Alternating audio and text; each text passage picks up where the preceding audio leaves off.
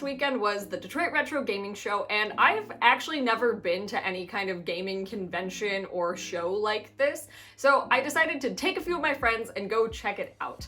But I also decided, since it's been a little bit since I've made a video, why not try kind of vlogging the experience and then coming back talking about my thoughts and feelings about a first-timer's experience, as well as some tips and tricks that I have if you're also interested in going to a game show at some point in time but aren't quite sure what to expect. Hi everybody, my name's Alex, aka Qualitea, and welcome back to the channel. And wow, it feels very good to be back and very odd. I sat down in front of the camera and it was just very like, whoa, I'm back doing this.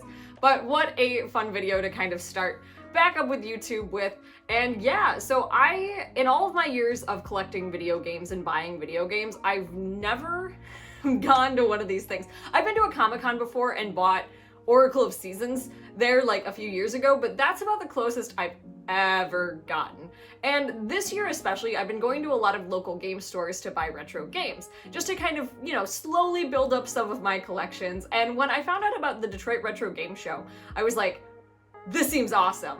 And it also kind of seemed like the perfect first kind of event like this. Not too big, not too hectic, but just good old people getting together, sharing video games, purchasing video games, showing off what they have to sell, or just other things like that, all there under a common purpose. And that's pretty much exactly what it was. That all being said though, there were definitely some things that I learned about what to expect from an event like this in terms of how vendors work, private collectors, and all of that kind of stuff, and just other things throughout the day to kind of keep in mind. So I figured we'll go through my day, I'll talk about my experiences, give some tips and tricks that I kind of picked up in my first time, and then at the end of the video, I will show you all of the things that I bought. I didn't buy a lot because I'm still pretty broke, but I bought a few things and got a pretty good deal, so I'm excited to share what those are. So the Detroit Retro Game Show is in its third year of existence, and this year it was hosted in Livonia, Michigan, which is about 20 minutes away from the heart of downtown Detroit. It was a pretty nice location. It was pretty big of a space. The biggest thing though is they had so many more vendors than they had in years past. Like, they announced, I think 2 weeks before the event, that they were still filling slots and that they had just booked the other half of the venue in order to accommodate everybody. That being said, despite the space, it was so crowded. I think many others were like myself, where they had just kind of discovered this being a thing this year, and it was packed. So TJ and I got there at about 10 a.m., which was right when they opened. They had a VIP section that you could go into at 9 for $25, but standard entry fee from 10 to 4 was $5 cash. And I thought that was really great, very cheap, very inexpensive, and there's a lot that you got out of that $5. With the $5, you got a raffle ticket that you could enter in a bunch of different raffles that were offering things like an N64, an Xbox One, a bunch of cool stuff. I did not win, unfortunately, but that's okay. I wasn't really expecting to, but still kind of a cool thing that they offer that. Aside from just various vendors and those raffles, there's also tournaments going on throughout the day, like different kinds of events. They had a guy dressed as Bowser, which I thought was really, really funny. He was a good sport. I don't know exactly who you are, Bowser guy, but I appreciate what you're doing. And if you had kids there, and there were a lot of kids there, they were giving out little goodie bags to some of the kids and just other cool stuff like that. So it was a really family-friendly event. My biggest complaint, and I don't even totally blame the organizers on this because I don't think they were expecting to have as much traffic as they were this year, is it got so crowded so fast. By about 11 o'clock, you could barely move throughout the entire main showroom. How it was organized is when you walk in, you have this little side room that has all of the raffles on a table, 2 vendors, and then a bunch of different systems lined up for games to play. TJ and Jake ended up playing a game on the PlayStation 1 that has a screen on it, which I thought was hilarious. I thought it was so freaking funny. But they had so many different consoles and pinball machines lined up. It was a really, really cool little room. There was a decent amount of space in there, but even then, it was supposed to be the smaller room for this kind of side activity. The main room, while a big room, again, it was packed. They had pretty much every spot filled with a vendor or private collector selling off some of their collection, and it was so cool, but also really, really difficult to walk around in. Especially because I'm not the smallest person in the world, but I'm not super tall either. So trying to push through people looking at games, trying to find games that I would like to look at, it was a little tough, but I think maybe next year, maybe they'll even find an even bigger venue if they can. That would be pretty cool. Because I can only envision this whole thing growing and growing and growing. The people that organize this have a really great thing going on, especially because nothing else like this really exists in Michigan. So they got it. They've hit the nail on the head, and you can tell that they're really passionate about this kind of event. So I'm really hoping that maybe next year they'll even find somewhere a little bigger. But let's talk about the vendors themselves, because that was kind of the big main attraction. They had things from local video game stores to private collectors. One that I actually bought a game from was this kid about 13, 14 maybe, selling off his private collection. And he had some really, really nice stuff in there too that you could tell was just very well maintained. It was really, really cool to just see somebody so young, so into the hobby of collecting. It was awesome. But you had people from all over, from different parts of the state, from out of state. It was cool. There were also a few other content creators there. None that I really know personally, but it was still kind of cool that there were content creators at this event. I knew a few of the game stores that were there, but I didn't know all of them. So now my radar has expanded even more because there are a few that I really, really want to check out. And also, I think it goes without saying, but everybody was really, really nice. Nobody was really making anybody uncomfortable, even when like things like haggling were going on, which that's something that we'll talk about more later, but that always makes me really, really nervous. But everybody was just really cool, really just happy to be there. Overall, the vibes of the day were really, really cool. Again, I think a lot of people were like me who had never gotten the chance to experience something like kind of a retro gaming show. And I think it was just a really good vibe day.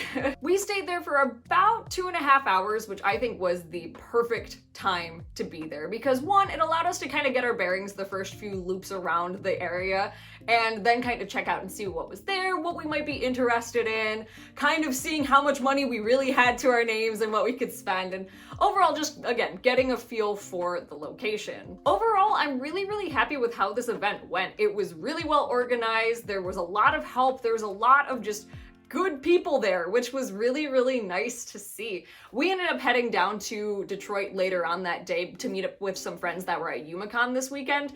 And while that was also kind of cool to see that side of things, because I've never been to UMaCon before, I was very happy that our experience was a bit more close-knit, a bit more chill, rather than the hecticness of UMaCon, though I'm sure an anime convention like that would be pretty fun. But here we are into my tips, because yeah, I learned a lot from this first time experience.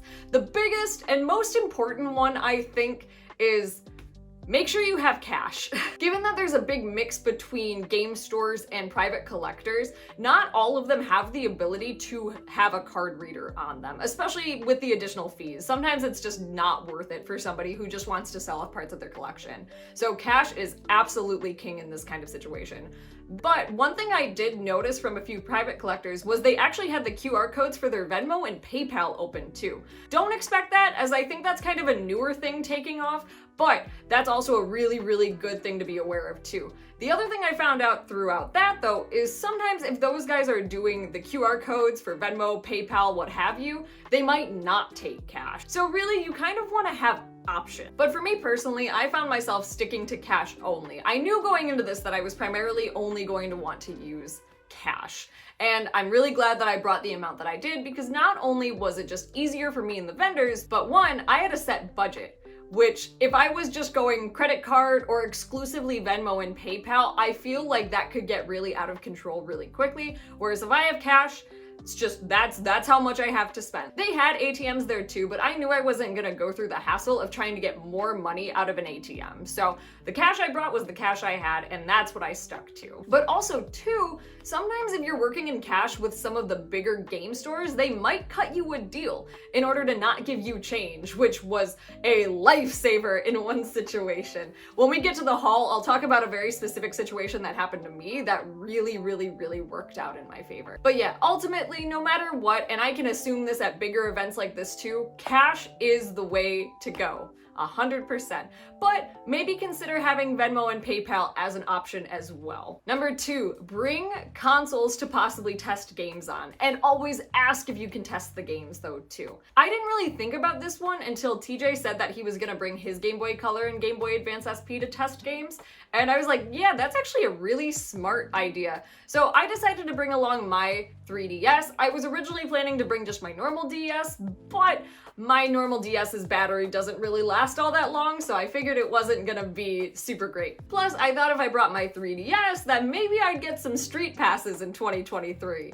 More on that later. But yeah, I think it's a really smart thing to do for handhelds. You can't really do it with home consoles, so you're gonna have to take a bit of a risk there, but a lot of the vendors are really good with disclosing if they've tested their games or which games are tested and which games aren't. So sometimes if it's a game that you really want, but it might seem too good of a deal to be true, you might want to test it. And from what I could see, a lot of people were really chill with people testing games and just being totally fine with it.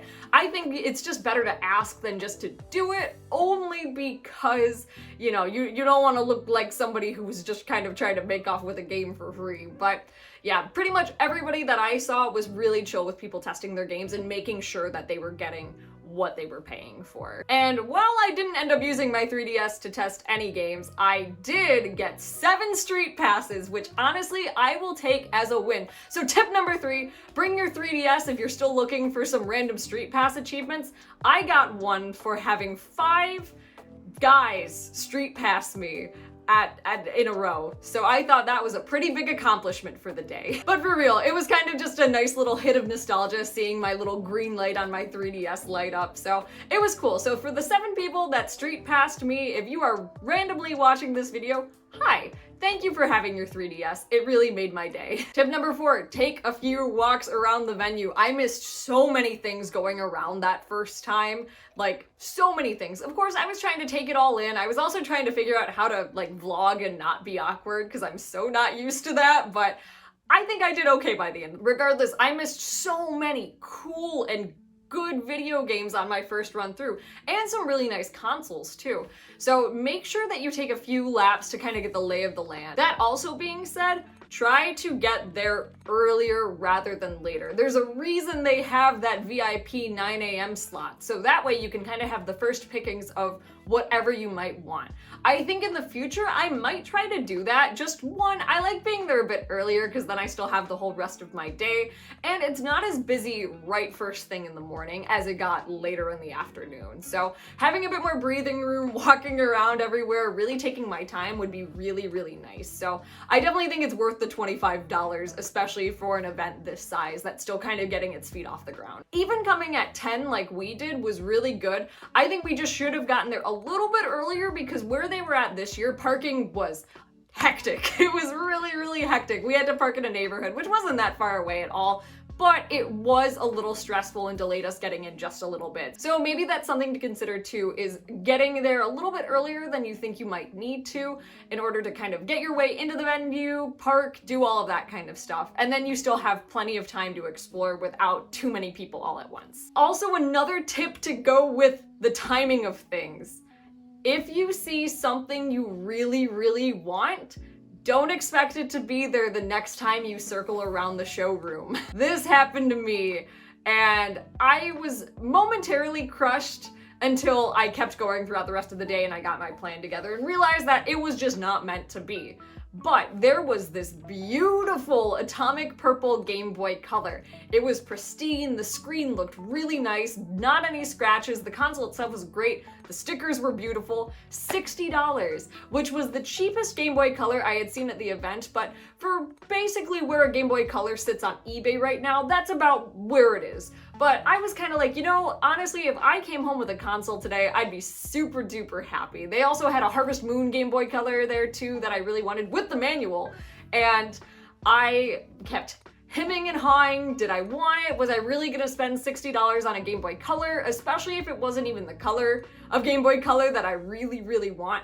I really want the teal one because that's the one I had growing up and lost, but I really want the teal one. So was it going to be worth buying a Game Boy Color for a really good price and really, really good condition that I can see and feel, but it wasn't the color that I wanted.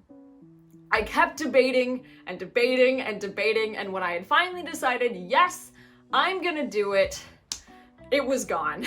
It was absolutely gone. So that was pretty disappointing in the moment, but it did teach me a valuable lesson of if there's something I want, really, really, really want, I should just go for it. Not only that, but then the Harvest Moon Game Boy Color was also gone, so there went my Game Boy Color dreams for the con, but that's fine, that's fine.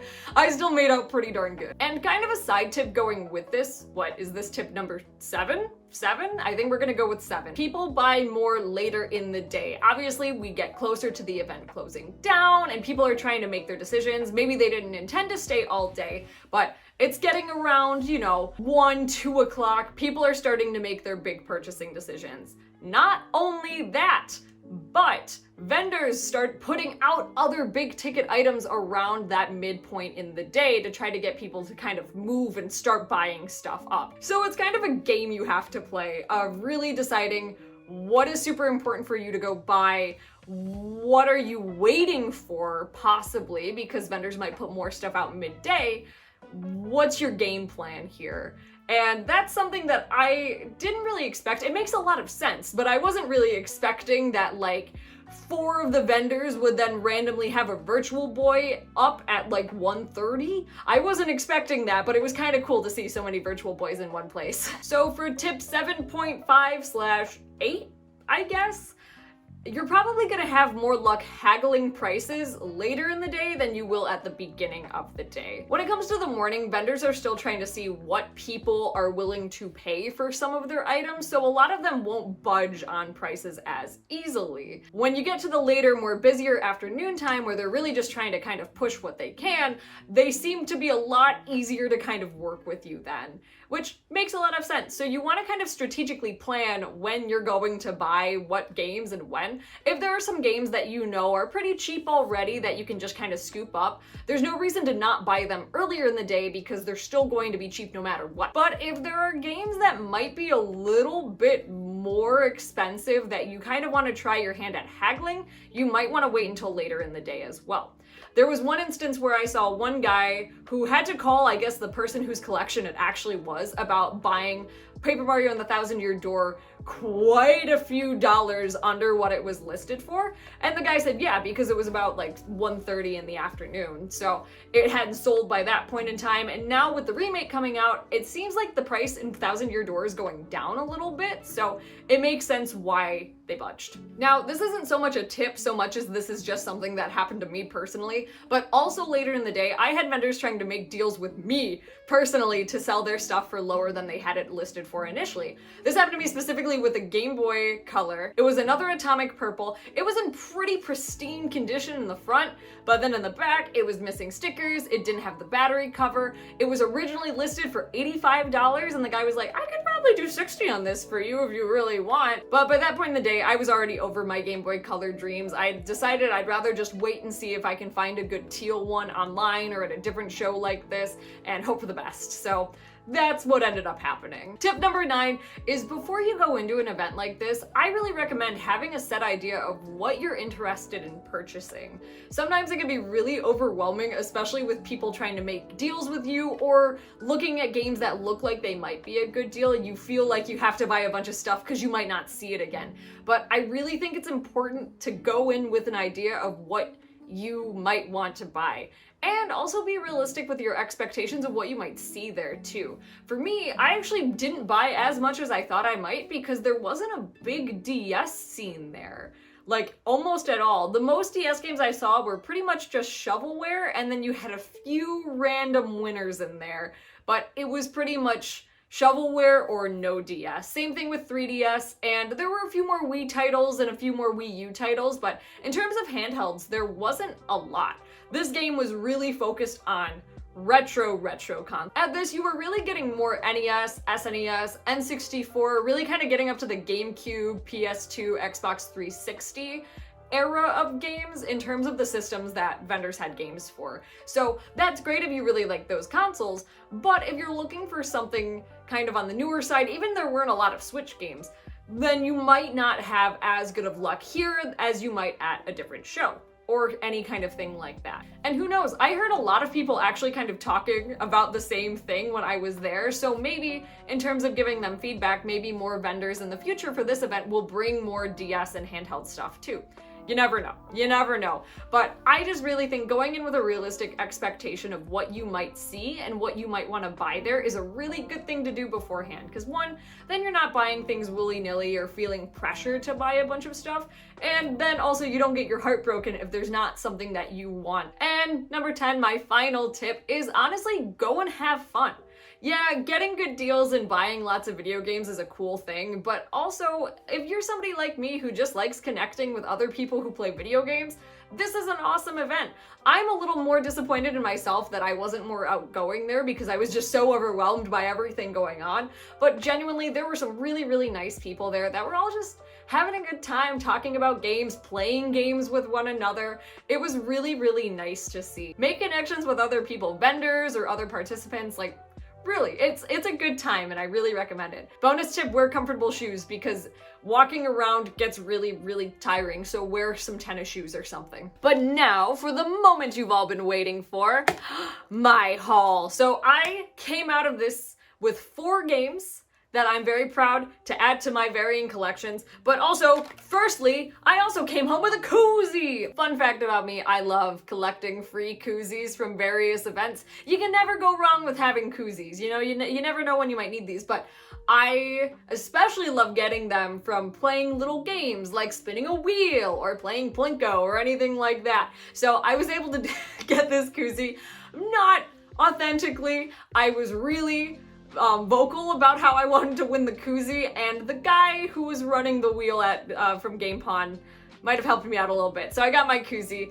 felt very special about that. TJ also got a koozie, Jake got a bottle opener, and Kayla got a stress ball, which was pretty cool. But I also got a $10 gift card to Game Pawn. I've never been there before, and I thought that was great advertising, is spin the wheel, get some random merch, also here's a gift card as a bonus. That's awesome. So it was really cool that they were able to do that. So I will definitely be checking them out. I'm not exactly sure where they're at, so I'm gonna have to look that up, but I appreciate the fact that you guys gave me a koozie. But in terms of games, I have 4. And they're all for different consoles too, which I think is pretty cool. Now, when I went into this day, my biggest hopes were finding Harvest Moon, Sunshine Islands loose so I could complete that finally after all this time. And really any kind of Harvest Moon, Wild World for the DS was a big one that I was really, really, really hoping to see. And then of course RPGs, because you know I love RPGs, especially 3DS RPGs. So I was really looking for that. I also thought, you know, it might be cool to pick up an NES game. I haven't bought an NES game actually ever for myself because all of my NES games were handheld. So I thought it'd be kind of cool to get like an NES or maybe an N64 game as well. But my budget was $140. I did go over it by $15, unfortunately, but that's okay. So after the devastating Game Boy Color loss, I had a few other things on my radar, but this one I kept coming back to. A few other vendors had this game, but this was the only version of it that, one, looked really good and included a very special component. And that is original Animal Crossing for the GameCube. I am so happy to own this. This is the only Animal Crossing I didn't have growing up. I had Wild World, but gave it to my younger cousin, who then I don't think played it, so that one is lost to the world forever as well. But this is my first time ever having the GameCube one. I actually played it a little bit yesterday. It was so funny. It was so funny. It felt like I had almost never missed out on this part of my childhood and was just really reliving it. But so this overall, it's pretty good. It's kind of scratched. You can kind of see some deeper scratches in there, but we were able to goo gone all of the gamer gunk off of it. Oh gosh, gamer gunk. And yeah, it is player's choice. Some people don't like the player's choice. I don't have a preference for my GameCube games. A lot of the GameCube games I have from my childhood are player's choice, so I don't really care. But what made this one special and a good deal is this is the only copy of this game that, if I can get it out, had the memory card at the convention. I saw 2 other copies of Animal Crossing. Neither of them had the memory card and were way more scratched up than this. And I thought, you know, I never see it with the memory card. Usually I see it without memory card for about $60, $65, and this was $60. This was the one that I bought from the one kid who was selling his collection. He was really, really nice, and yeah, I was really happy. I didn't want to haggle with him because I will say It feels weird haggling with children, especially as a teacher, but at the same time, I don't know. I'm sure other people did, but he was really nice. It was a good purchase. I'm really happy with this, and it's so cool to have the memory card. We actually looked at what was on the memory card, and there wasn't even an Animal Crossing town on it. It was 2 different Scooby-Doo games, so that was kind of interesting to find, but I'm really happy to finally add this to my collection. We're coming down to the end of all the GameCube games that I actually really want to buy. There are a few that I don't think I'll ever be able to buy, like Path of Radiance, unfortunately, but we're getting all of the ones that I missed out on growing up, so this was a really happy addition to the team. Now, my last 3 games were all actually from the same vendor because they had a really, really good deal going on.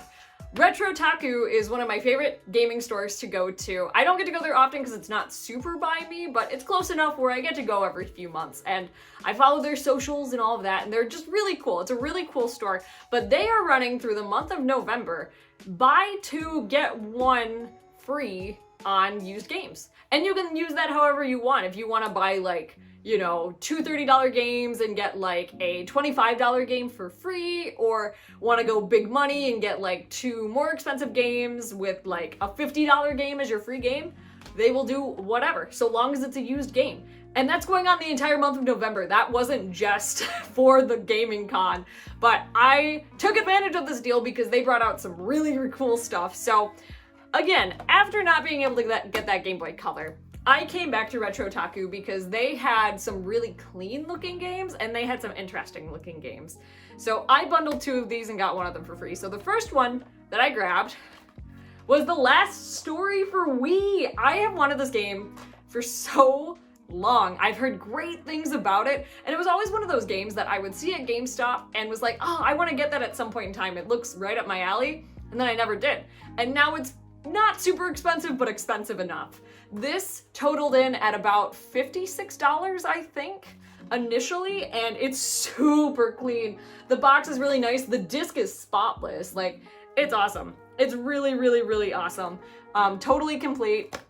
I'm so excited. They had Pandora's Tower there, and I almost thought about bundling those 2 to get another game for free, but Pandora's Tower was like $83, so I decided to pass on that one. No, this one was like $65, I think, and Pandora's Tower was $83, so I decided this will be the highest I spend on this bundle, but that's okay. So I got Last Story, and then a game that I keep seeing in everybody's favorite 3DS videos in terms of JRPGs, and a series I've never played. I don't know if this is a good entry point, but I decided to pick it up anyways because it was the cheapest I had seen it at its initial price, and it was in this bundle.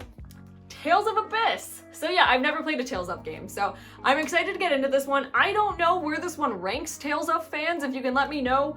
I really don't know. I really don't know, and if you have a better entry point for me to start at, let me know. I'm really curious, but I figured with such a good price and with this bundle, this would be a good one to pick up. This was actually one of the only 3DS games I really saw throughout the day that was of like any value. Like, there were a few Smash Bros 3D, and like I think they had Epic Yarn, which was really expensive. The 3DS version of Epic Yarn is really expensive if you don't know. So they had things like that, but nothing like right in the middle, like kind of more on the pricey side, but not too bad. So this was very nice, very clean, very good, very happy with this one. So yeah, I'll have to give it a shot at some point in time. And then the game I got for free. And I feel very bad because I really do think I accidentally snatched this from under a person that was looking at it. It wasn't in their hand, but they were kind of looking down at it, but I had known that this was my choice for my free game. And something I've never owned ever in my time of owning this console, something my family never owned, but I'm really happy to have now. The gold cartridge of The Legend of Zelda! I have never played Zelda on the NES, fun enough. I played the game. I have played The Legend of Zelda, but I've never played it natively on a Nintendo Entertainment System. It's always been through, you know, Virtual Console or emulation or something like that. So I'm very happy to add this onto my collection for free. There wasn't anything else that I was super duper interested that they had on their table. If I was gonna pick one thing for free, I wanted it to be very, very cool. So this was my choice, and it's a clean cartridge too. The stickers are all really, really nice. The original price that they had it for was $34.95, which was the more expensive of the cartridges of The Legend of Zelda that I saw. There was another table that had like a stack of them that each of them were 30, and then I think Zelda 2 was 35, but none of them looked as nice as this one. So I am really, really, really happy with it. It looks really nice. It's very clean. I'm so happy to have a new NES game. Like, that's crazy to me. So because I paid in cash, the guy gave me a really good deal on top of an already pretty good deal. These two games, which were about to total about $120, leaving me with very, very little, only $20 in cash, and I had already spent the $60 on Animal Crossing. I was gonna be pretty broke. But he only charged me $95 for both of these because I paid in cash, which was awesome. I don't know where the math ended up being, but that was really, really nice of him to do. I'm very happy, and again, Legend of Zelda for free. I can't complain. I really can't complain. I'm very happy with that. And so here's the deal. I do try to price check things, especially if I'm in a store and have a lot of time. I have a pretty good sense about what is super expensive and what isn't super expensive, especially if it's a game I'm looking for, but I'm still really happy with what I spent and what I got. So I have no qualms there. Sure, maybe somebody out there saw Animal Crossing for like 20 bucks with the memory card.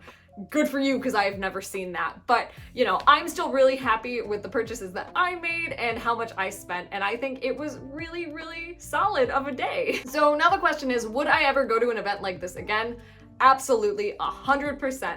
And with friends. It's so much more fun to bring friends with you. I had a really good time with my group. TJ, Jake, and Kayla were wonderful, and we just had a really nice time wandering around, looking at different games, trying to find what we could find. I know Jake and Kayla were looking for SpongeBob, the movie, the game for PlayStation 2. We did not find it, unfortunately, but it's got to be out there somewhere. But yeah, it was a really great day, and I think Detroit Retro Game Show did a great job at putting on such a nice event, and I really hope further success in the future. So we'll see. I can expect lots of growth and lots of good things from them, so I'm really excited to see where they go from here. But yeah, that was my time at the Detroit Retro Game Show on November 4th, 2023. Let me know, have you ever been to a game show like this or a gaming convention? I'd love to hear about your experiences, any other tips that you have for first-time goers, or tips for me specifically. I'd love to hear them. And yeah, just share your favorite experiences, maybe some of your favorite pickups from events like that. Tell me all about it. I'd love to hear it. And if you like this kind of video, please let me know by giving it a like. Again, I'm not very used to vloggy videos, but if you like them, I might do more of them. So there you go. And if you're not already, maybe consider subscribing. I'm really trying to get back into the swing of things with YouTube. It's gonna be a little tricky because I have a trip coming up, but I'm trying to like front load a few videos so that way you guys have content while I'm gone. So yeah, there's lots of good video gaming variety stuff here, so stay tuned. But that's going to do it for us. Thank you so much for watching, and I will see you in the next video. Goodbye! Boop!